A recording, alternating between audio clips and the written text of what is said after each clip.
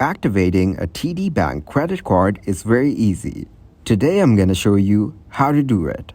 To activate TD Bank credit card, you have to know both ways. If you're a Canadian user, you should know how to activate it. And if you're using a US account, you should know that process.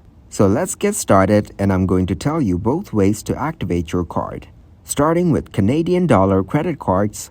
To activate your credit card, please contact TD Credit Card Activations using the toll-free number listed on the activation sticker on your new Canadian credit card. Alternatively, if you are unable to locate the sticker, you can call this number as shown here and they will assist you with activating your new card. Also, you can activate your new TD credit card by logging into the TD app, selecting your credit card account and clicking on Activate Now. Now, to activate US dollar card, please contact TD Credit Card Activations using the toll-free number listed on the activation sticker on your new TD US dollar Visa.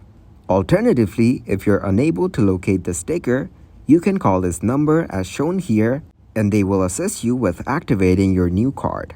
Then, please ensure you have your new credit card in hand before calling. As soon as your new card is activated, remember to sign the back of the card.